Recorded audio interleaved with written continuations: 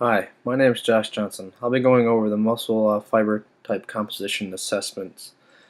First, I'll go over a little bit about the muscle physiology that is incorporated in our body, and then I'll go over a little about the specific muscle fibers that we use voluntarily. Then I will go into the actual assessments, indirect and direct, to figure out what fibers our body is made up of. First, I'll do the muscle physiology. Okay, so first, muscle physiology. We first have three different types of muscles in our body. First, we have the cardiac muscle. This is the muscle that's in the walls of our hearts. Second, we have our smooth muscles, which are consisted of blood vessels, the stomach, the intestines, and the bladder. These first two muscles are mostly involuntary for us. We cannot voluntarily contract them. For our third type, the skeletal muscles, they are our functional and voluntary muscles that are attached to our bones. We have full capacity to use these however we would like. Uh, the main comparisons between all these muscles is that they are all based on the myosin cross bridges and contractibility.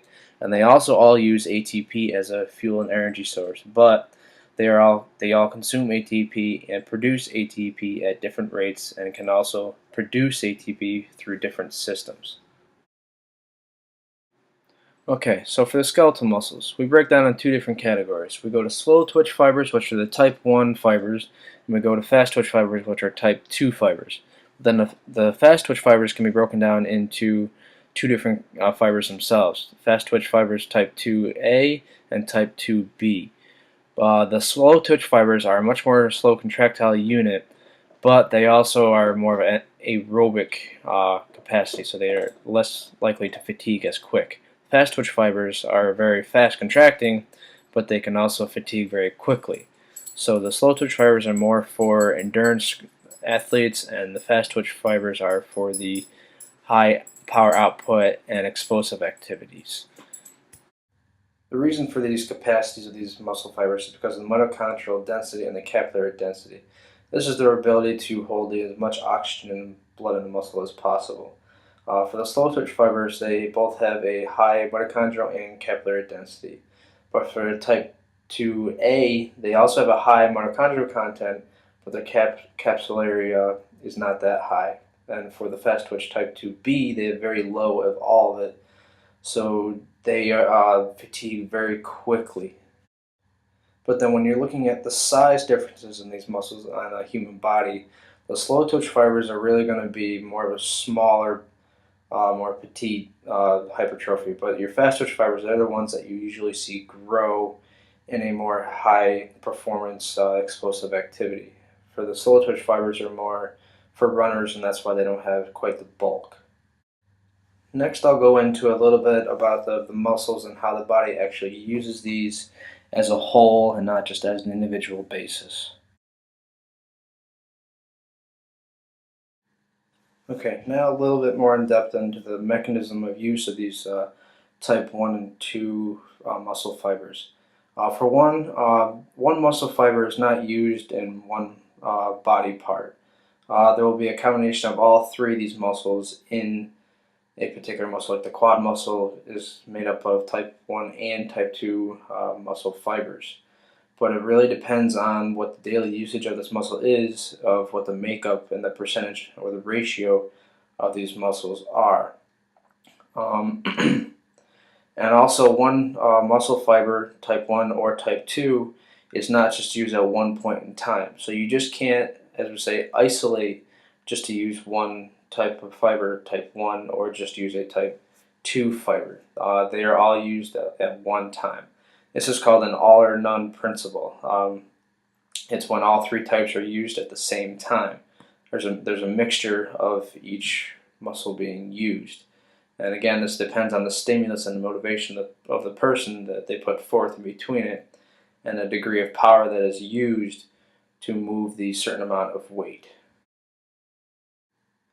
Okay, now going on along the same lines of how our muscles are used in each individual body, also we are all unique in the amount of muscle that we have in our body. Normally, the normal ratio of fast twitch fibers to slow twitch fibers are going to be 60 to 40%. But this ratio, again, depends on the activity level and the intensity level of the individual on hand. Um, no one person has the same makeup of muscle fiber composition. We all have all three types, but there's different amounts in our body, and also there's different amounts in each portion of our body. Like someone may have a 40 to 60 fast twitch to slow twitch ratio in their quads, and one person may have that 60 to 40 ratio in their body. So for everyone, it's going to be different. It just depends on their activity levels, their intensity levels, and what sort of workouts they're doing. This can be explained as an endurance athlete and a high power athlete. An endurance athlete is going to have more of a ratio of the type 1 fibers because they're more slow twitch and more anaerobic. So their muscle mass is not going to be quite as large. But if, per se, a intermediate runner slash lift weight resistance person, they're going to have a semi good build. And then when you go to a full on high explosive, low rep, high weight individual, their muscle capacities are going to be much higher with type 2B fibers because of the style of workout they're doing. As this slide also says, it really depends on the activity of choice for the type of fibers that your body is going to have. The last slide just gave a little bit more of a visual accuracy of what type of person and build they would have for the type of muscle fibers they had. Again, the endurance runners, the ones that do 5 or plus more minutes, are going to have a higher ratio of type 1 fibers, and the high intensity are more anaerobic, so they're going to have more type A. Okay, so someone may come up to you and ask you, why would we even bother doing a muscle fiber composition test? The basic theory behind a muscle composition test is just to figure out what type of muscle fibers that particular body part is made up of, say our legs, our chest, or our back. We want to figure out if that body part is majority of type 1 muscle fibers or majority of type 2 muscle fibers. What this can tell us is that how we can actually train our muscles after figuring out what we actually have in our body. So with this test, it tells us what the ratio of muscle fibers are.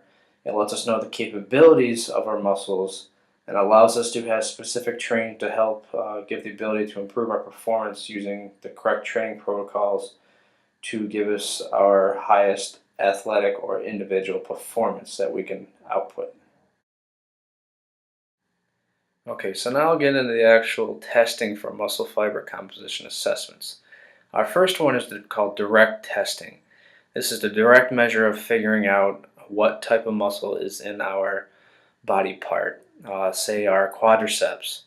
What this is, it's called an actual needle biopsy test. What they do is they actually stick a hollow needle in your particular muscle that you're looking at, and they suck out a piece of muscle from it. They take that muscle, they put it underneath the microscope, and they look at the actual characteristics of the muscle to figure out if you have a more of type 1 or more of a type 2 muscle body. With this direct testing, it is very invasive, obviously, since you're sticking a large gauge needle in your body, and then it is also very painful to take something out like that before or after. There's a video on YouTube, but I advise you it is a little graphic because you are sticking a needle in someone's body. Our next method of choice is called the indirect testing. This is a much more popular testing for muscle fiber composition because the direct testing is very invasive and very painful. The indirect testing is just putting forth effort from the subject. It looks at the relationship between different properties of the fiber types and the muscle composition that is tested. Basically, it looks at the strength and the power being capable of the muscle. It's based off of a 1 rep max, which is the amount of weight that one person can lift for a certain exercise with proper form. A 1 rep max is not really meant for smaller body parts like arms or calves. It's really meant for chest, back, and legs. This is due to the amount of intensity and power that one needs to put forth in this exercise. You only need a few things to perform these exercises. All you need is a weight room, either a bench, a squat rack, or a platform. You need a standard 20 kilogram Olympic barbell, some weight plates between 5 and 45 pounds, a spotter for help, um, bar ends or clips, and it's optional for a back belt, powder for grip, but there's no straps allowed. The type of exercises that will be used in this indirect testing are usually the bench press, the squat, and the deadlift. The platform is for the deadlift. Again, proper form must be advised in these workouts because the amount of intensity and power that needs to be used, and it can get pretty dangerous for the subject.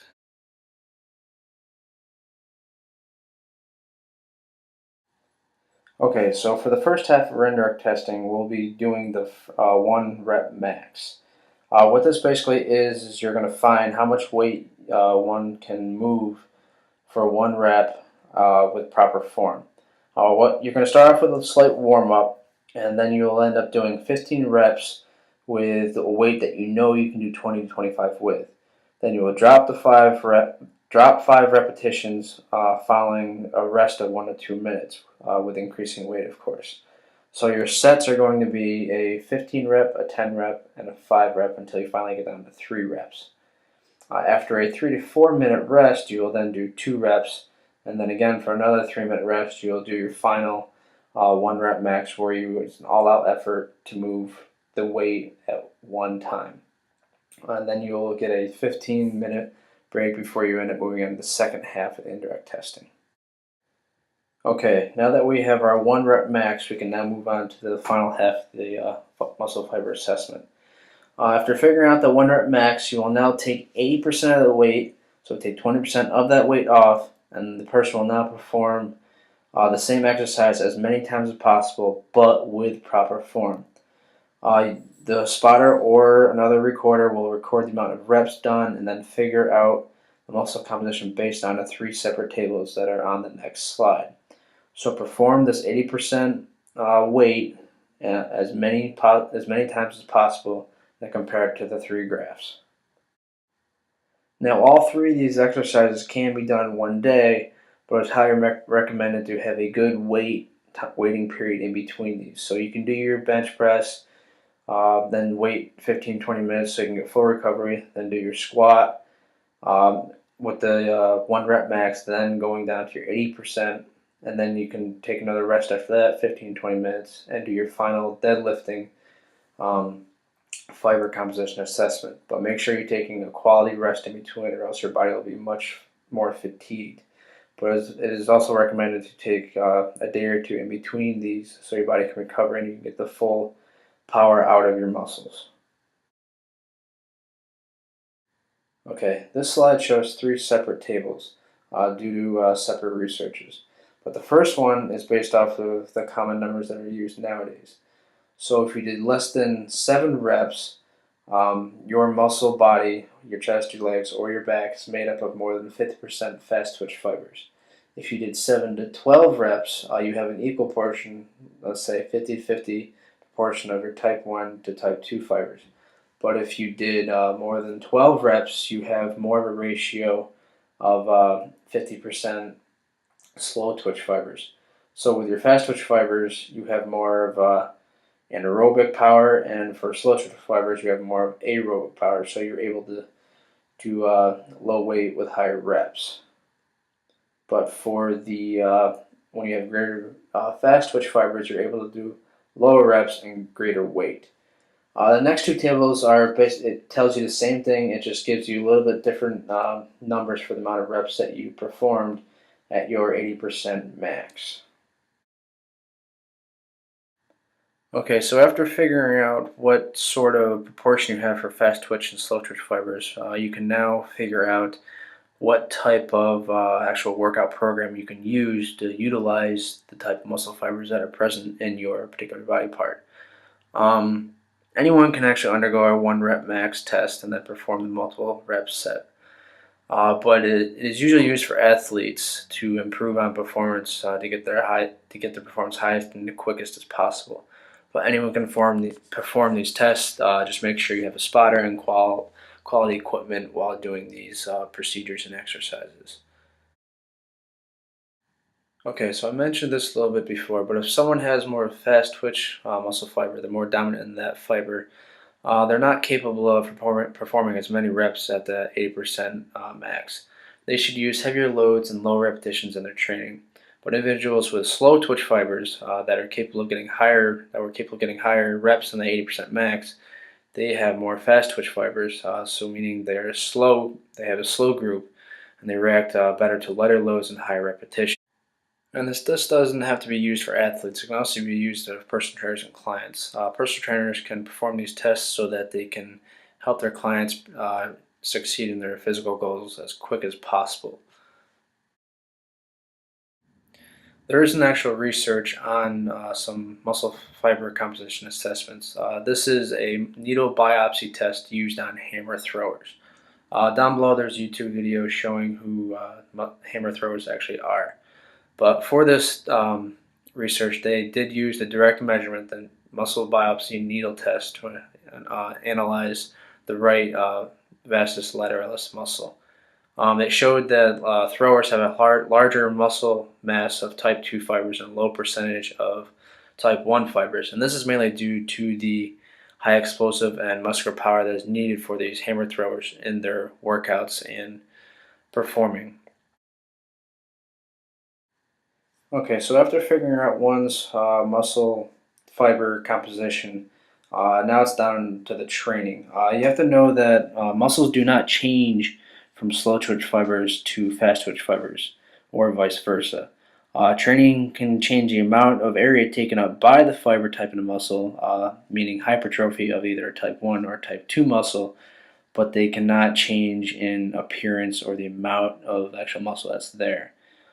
Training for high intensity with with heavier loads and lower reps, the slow twitch fibers will atrophy and the fast twitch fibers will grow in size and strength. The opposite will happen when training low weight with high reps or for endurance training. The type 2 fibers will take over and hypertrophy over the type 2 muscle fibers, meaning for a much leaner physique, if you might want to say. Alright, so that is my presentation on muscle fiber composition assessment for indirect and direct testing. It helps you figure out what type of muscles are in your body and how we are able to work with them to improve our performance. And as this quote says, better performance is all about understanding one's body and maximizing it to its highest potential. And this is what these assessments will do for you. They will give you a reading of what your body is made up of, and then you could use it to the best of your ability in your training processes. Thank you very much. This is Muscle Fiber Composition Assessments and Josh Johnson. Thank you.